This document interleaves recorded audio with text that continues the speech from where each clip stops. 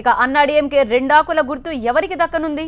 దీనిపై కేంద్ర ఎన్నికల సంఘం ఇవాళ కీలక నిర్ణయం తీసుకునే అవకాశం ఉంది. సింబల్ పోర్లో తాజాగా అమ్మ మేనగోడలు దీప కూడా ఎంట్రీ ఇచ్చారు.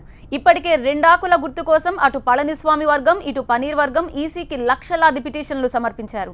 సింబల్ తమకే కేటాయించాలని దీప కూడా గురువారం వినతిపత్రం సమర్పించడంతో ఈ వ్యవహారం కొత్త మలుపు తిరిగింది.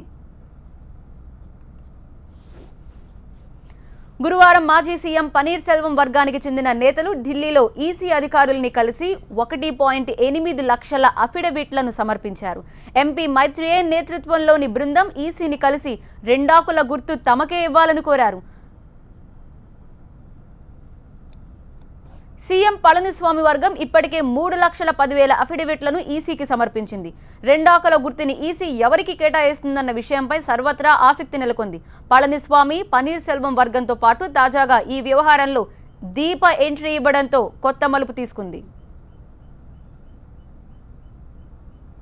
అయితే దీప తీరుపై విరుచుకుపడింది డీఎంకే. ఆమె అసలు అన్నాడీఎంకే సభ్యురాలు కానప్పుడు రెండాకుల గుర్తు కోసం ఎలా పోరాడతారని ప్రశ్నిస్తున్నారు. కేవలం పబ్లిసిటీ కోసమే దీప ఇలా చేస్తున్నారని విమర్శించారు. అయితే జయ అసలు వారసురాల్ని తానే అని అంటున్నారు దీప. అమ్మ ఆస్తి కూడా తనకే దక్కుతుందని ఆమె పోరాటం ప్రారంభించారు. అన్నాడీఎంకేలో విలీనం చర్చలు కుప్పకూలాయి. పన్నీర్ వర్గంతో చర్చల ప్రక్రియకు ఫుల్ స్టాప్ పెట్టారు సీఎం పళనిస్వామి.